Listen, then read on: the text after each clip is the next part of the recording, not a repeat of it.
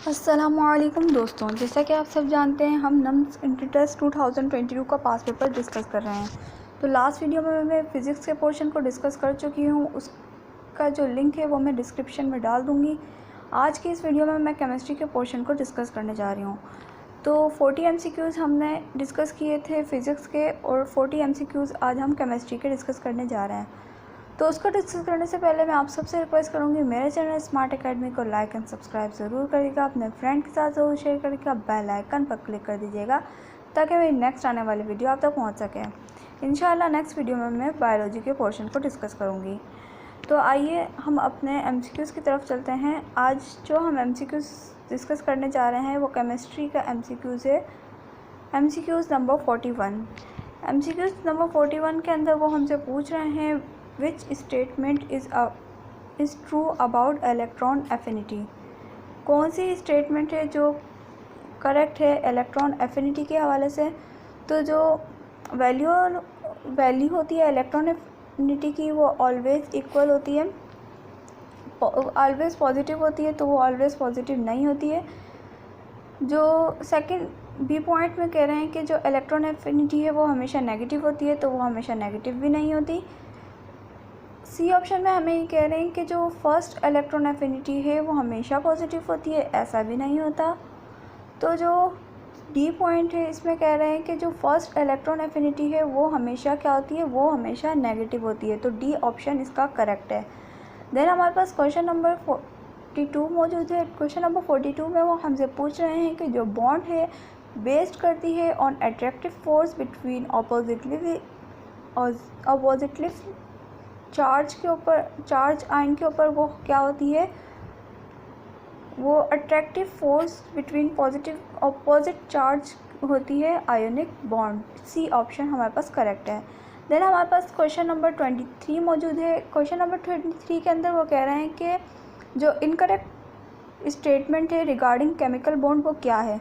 तो सबसे पहले हमारे पास जो स्टेटमेंट दी गई है वो दी गई है कि बॉन्ड जो है वो बनती है ओवरलैपिंग ऑफ हाफ-फिल्ड ऑर्बिटल से। तो ये तो बात सही है कि जो केमिकल बॉन्ड है वो ओवरलैपिंग से बनती है हाफ-फिल्ड ऑर्बिटल की। सेकंड पॉइंट में हमें कह रहे हैं कि जो बॉन्ड है वो बनाई जाती है किससे, अट्रैक्शन ऑफ पॉजिटिव और नेगेटिव आयन। ये भी बिल्कुल सही बात है। देन हमें सी पॉइंट में कह रहे हैं कि जो बॉन्ड है वो बनाई जाती है ओवरलैपिंग ऑफ एस ऑर्बिटल जो कि स्ट्रॉन्ग होता है। ये भी बात सही है।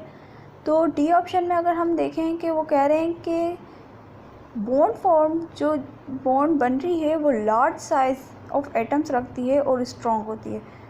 Large size of atom strong नहीं होता है बॉन्ड का।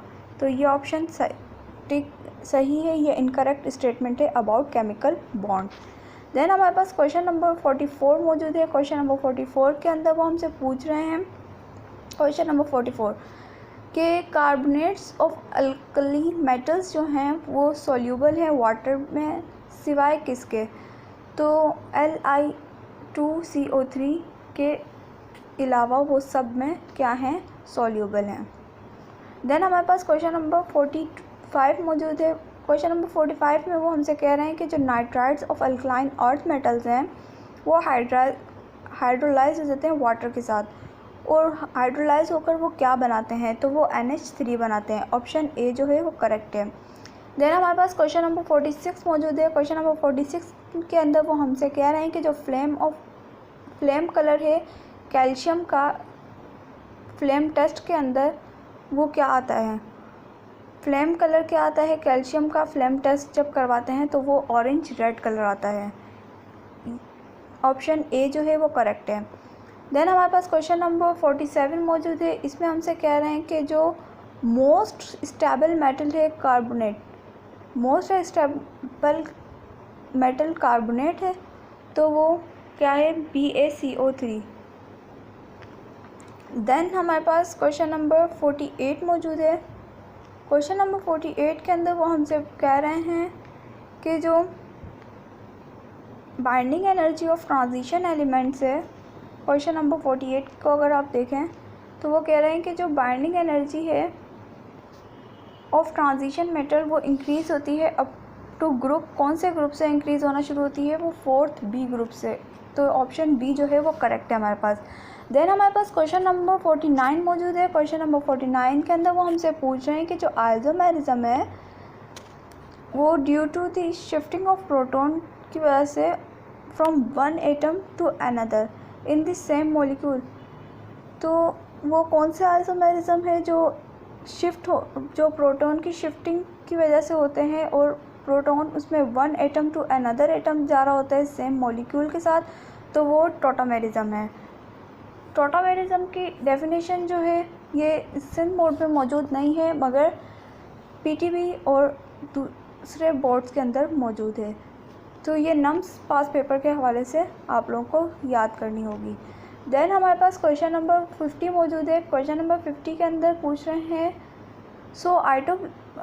सो butyl alcohol has following carbon attach to hydroxyl group.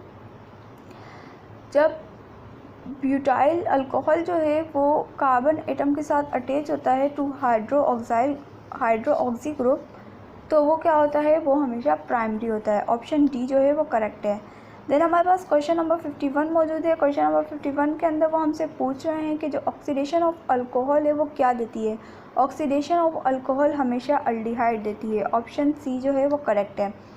Then हमारे पास क्वेश्चन नंबर 52 मौजूद है। क्वेश्चन नंबर 52 के अंदर वो हमसे पूछ रहे हैं कि buta on oxidation with K2Cr2O7 H2SO4 ये क्या बनाता है।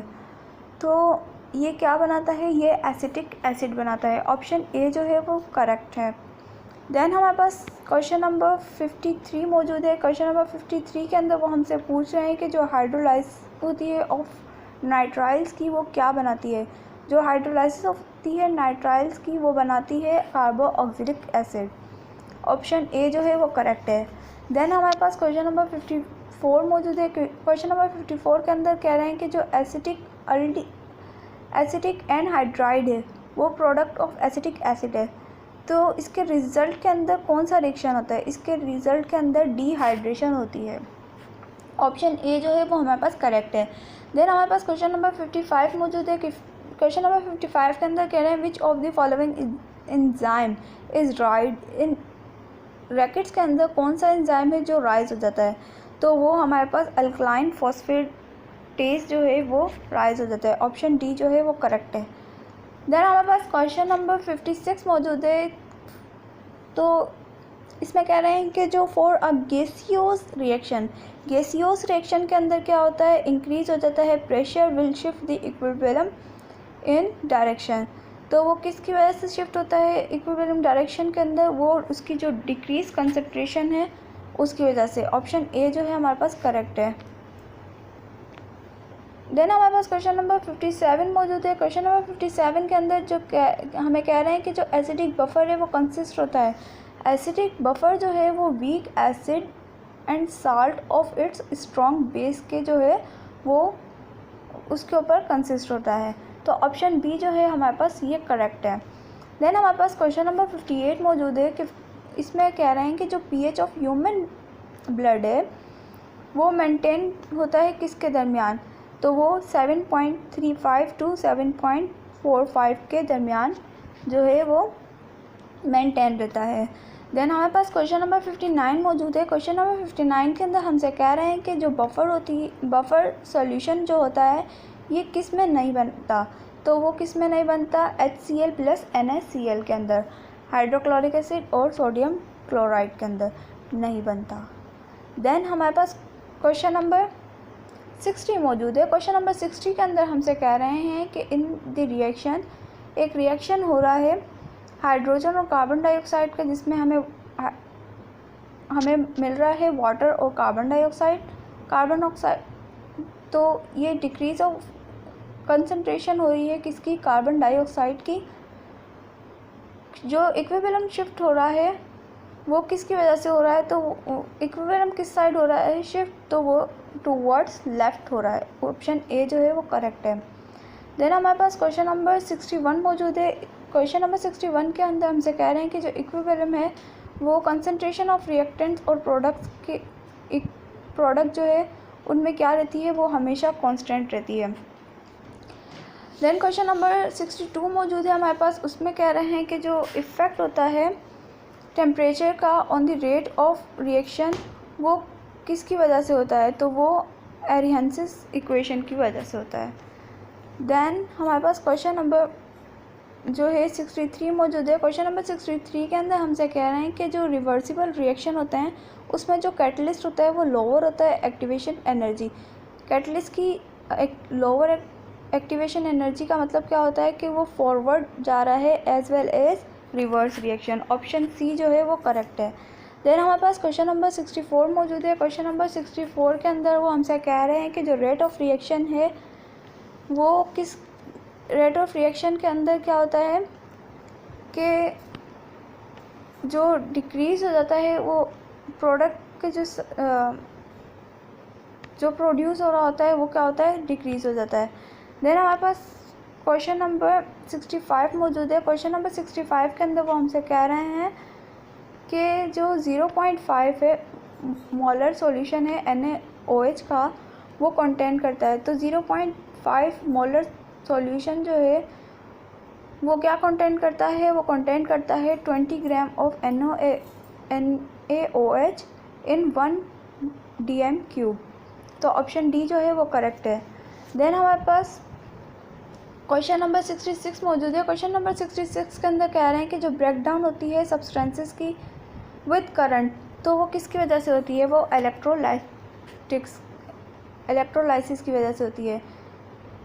देन हमारे पास क्वेश्चन नंबर 67 मौजूद है। क्वेश्चन नंबर 67 के अंदर वो हमसे कह रहे हैं कि जो बैलेंस रिडॉक्स रिएक्शन है यानी उसमें रिडक्शन भी हो रही है और ऑक्सीडेशन भी हो रही है, तो वो कौन सी इक्वेशन है। वो अगर इक्वेशन नंबर सी ऑप्शन में अगर हम देखें इक्वेशन को तो वो उसमें क्या हो रही है, ऑक्सीडेशन भी हो रही है और रिडक्शन भी हो रही है।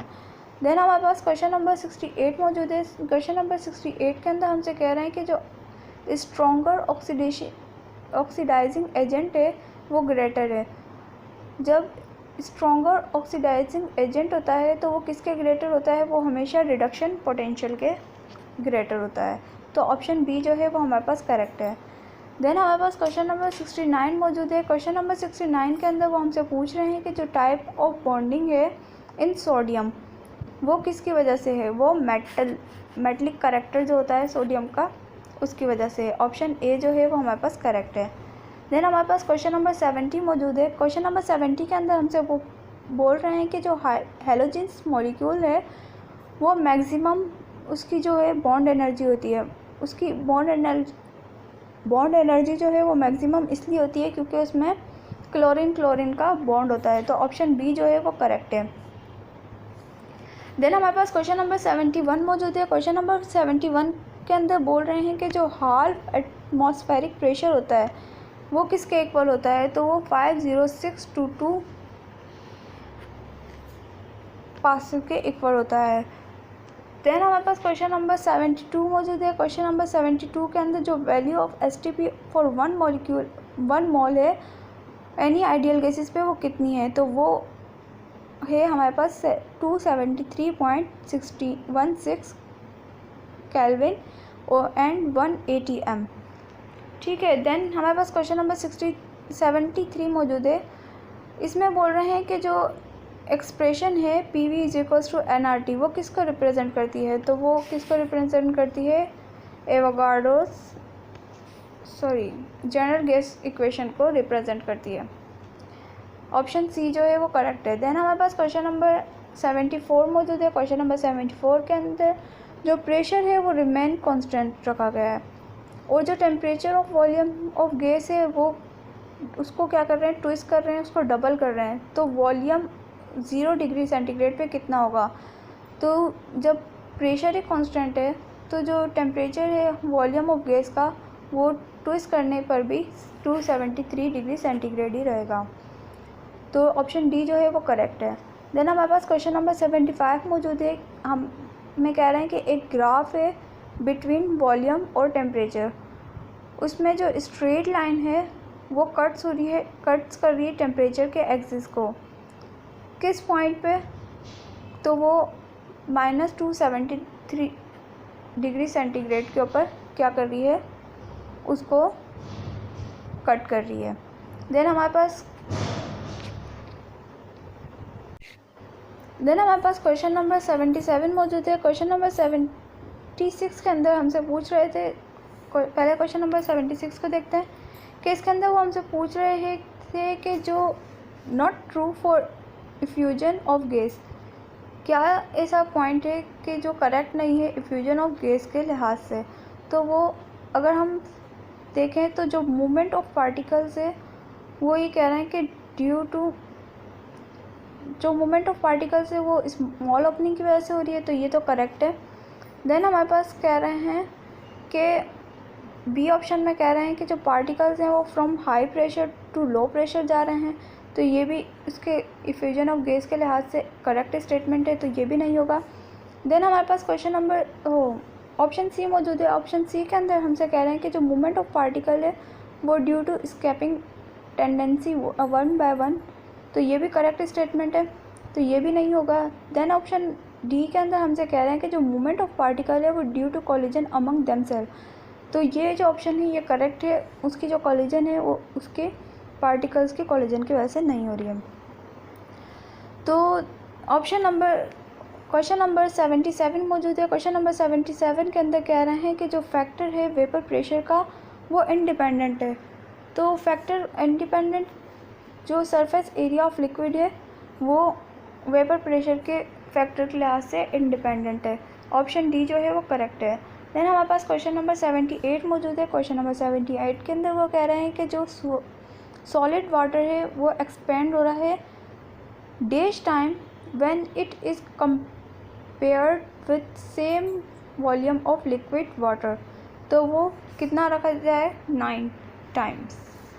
Then question number 79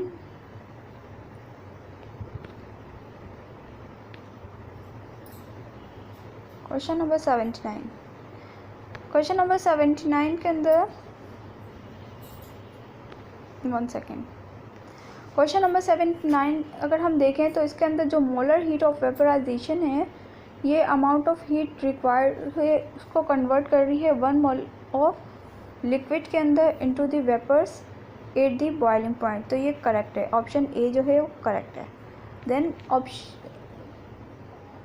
question number 80 हमारे पास मौजूद है। क्वेश्चन नंबर 80 के अंदर कह रहे हैं कि जो ट्रांजिशन टेम्परेचर है ऑफ क्रिस्टलाइन सॉलिड सब्सटेंसेस का वो एग्जिट कर रहा है, तो वो किसको एग्जिट कर रहा है, वो एग्जिट कर रहा है यहाँ पर 1 सेकेंड,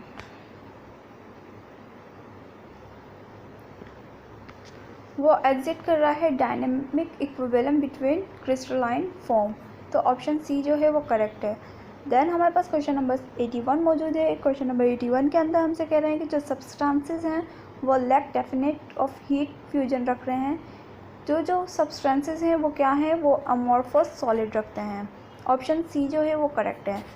देन हमारे पास क्वेश्चन नंबर 82 मौजूद है। इसके अंदर कह रहे हैं कि जो थर्मल कंडक्टिविटी ऑफ मेटल्स है वो किसकी वजह से है, वो फ्रीली मूविंग इलेक्ट्रॉन की वजह से है। देन हमारे पास क्वेश्चन नंबर 83 मौजूद है। क्वेश्चन नंबर 83 के अंदर कह रहे हैं कि जो आइस फ्लोट्स होते हैं on the surface of water वो किसकी वजह से होते हैं, तो वो empty spaces in the structure of ice की वजह से होते हैं, ऑप्शन डी जो है वो करेक्ट है। देन हमारे पास क्वेश्चन नंबर 84 मौजूद है। क्वेश्चन नंबर 84 के अंदर कह रहे हैं कि जो नंबर ऑफ मोल्स है of reactants and products are equal in the reversible reaction, जो पैरामीटर है वो इफेक्ट करेगा इक्विलिब्रियम को, तो वो कौन सी उसको क्या करेगा, इफ़ेक्ट करेगा इक्विलिब्रियम, तो वो प्रेशर को इफ़ेक्ट करेगा। देन हमारे पास क्वेश्चन नंबर 85 मौजूद है। क्वेश्चन नंबर 85 के अंदर कह रहे हैं कि जो फैक्टर्स है इक्विलिब्रियम स्टेट के अंदर वो अटेंड कर रहे हैं अर्लियर, पहले वो अर्लियर क्या अटेंड कर रहे हैं, वो कैटलिस्ट को अटेंड कर रहे हैं। देन हमारे पास क्वेश्चन नंबर 86 मौजूद है। क्वेश्चन नंबर 86 के अंदर हमसे कह रहे हैं कि मैनी एलिमेंट्स जो हैं वो फ्रैक्शनल एटॉमिक मासेस रखते हैं, किसकी वजह से, तो वो एटॉमिक मासेस जो हैं उनके एवरेज मासेस ऑफ आइसोटॉप्स जो हैं उनके प्रोपोर्शनल हैं to their abundance, option D जो है वो करेक्ट है।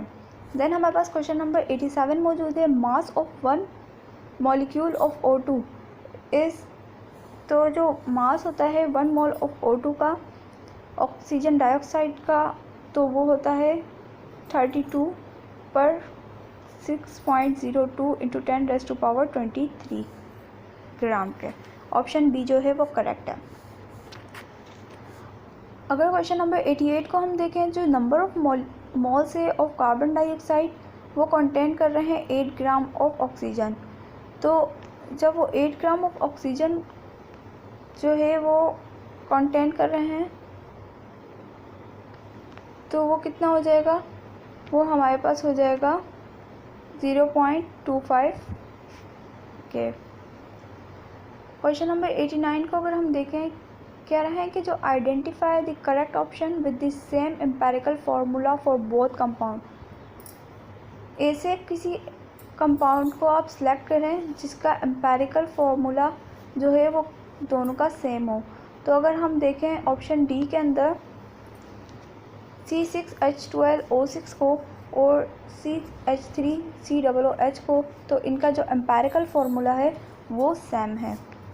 देन हमारे पास क्वेश्चन नंबर 90 मौजूद है। क्वेश्चन नंबर 90 के अंदर कह रहे हैं कि जो 1 मोल ऑफ सब्सटेंस है वो कंटेन कर रहा है, 1 मोल ऑफ सब्सटेंस कंटेन करता है 0.6.02 × 10⁻23 सब्सटेंसेस को। क्वेश्चन नंबर 91 को अगर हम देखें तो कह रहे हैं कि जो what are the Avogadro's number of the particles in 0.25 moles of carbon dioxide.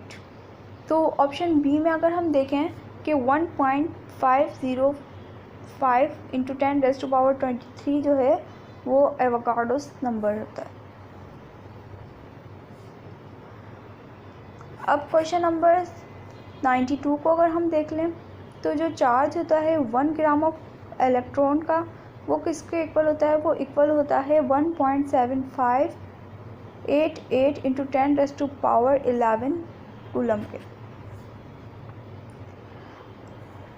Question number 93 की अगर हम बात करें, तो जो फंडामेंटल पार्टिकल्स होते हैं वो सेम मासेस रखते हैं किलोग्राम के अंदर। तो सेम मासेस और मास और किलोग्राम किस में होता है, न्यूट्रॉन और प्रोटॉन में।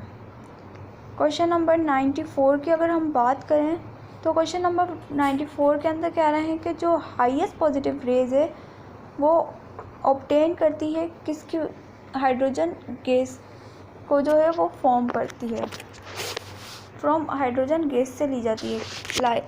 वापस देख लें, लाइटेस्ट पॉजिटिव जो रेज होती हैं वो ऑब्टेन करवाई जाती हैं हाइड्रोजन गैस के ज़रिए। क्वेश्चन नंबर 95 अगर हम देखें, जो अमाउंट ऑफ एनर्जी है वो एसोसिएट कर रही है क्वांटम ऑफ रेडिएशन, वो डायरेक्टली प्रोपोर्शनल किसके है, वो डायरेक्टली प्रोपोर्शनल है उसकी फ्रीक्वेंसी के। ऑप्शन सी जो है वो करेक्ट है। देन हमारे पास क्वेश्चन नंबर 96 मौजूद है। क्वेश्चन नंबर 96 के अंदर हमसे कह रहे हैं कि जो एक्सरेज है वो डिफ़ाइन की जाती है, एक्सरेज जो है वो डिफ़ाइन की जाती है, एक्सरेज की हमेशा आप लोग याद रखिएगा कि जो इलेक्ट्रॉन एक्सरेज की जो इलेक्ट्रोमैग्नेटिक रेडिएशंस होती हैं वो हमेशा हाई होती हैं। वापस इस बात को देख लें कि जो एक्सरेज की जो इलेक्ट्रोमैग्नेटिक रेडिएशन होती हैं वो हमेशा हाई होती हैं। ऑप्शन डी जो है वो करेक्ट है। देन हमारे पास क्वेश्चन नंबर 97 मौजूद है। क्वेश्चन नंबर 97 के अंदर कह रहे हैं कि जो फॉलोइंग ऑर्बिटल्स हैं will be filled first then 4p। तो जो 3D के ऑर्बिटल्स हैं वो क्या होते हैं, फिल्ड हो जाते हैं फर्स्ट देन 4p से। ऑप्शन सी जो है वो करेक्ट है। देन हमारे पास क्वेश्चन नंबर 98 मौजूद है। क्वेश्चन नंबर 98 के अंदर कह रहे हैं कि जो मैक्सिमम कितने इलेक्ट्रॉन होने चाहिए जो प्लेस हो 1 ऑर्बिटल के अंदर, तो वो 2 इलेक्ट्रॉन होने चाहिए। ऑप्शन देन क्वेश्चन नंबर 99 को अगर हम देखें, क्वेश्चन नंबर 99 के अंदर जो mass of electron in AMU के अंदर अगर मास ऑफ इलेक्ट्रॉन को देखेंगे तो वो कितने होते हैं, 5.485 × 10⁻4 के। तो ऑप्शन सी जो है वो करेक्ट है। देन क्वेश्चन नंबर 100 को अगर आप देखें तो starting point of kelvin scale, starting point हमेशा 0 केल्विन होता है, या तो जो ऑप्शन ए जो है वो करेक्ट ऑप्शन है। देन हमारे पास इंग्लिश का पोर्शन मौजूद है, इसको हम इंशाल्लाह नेक्स्ट वीडियो में डिस्कस करेंगे। Thanks for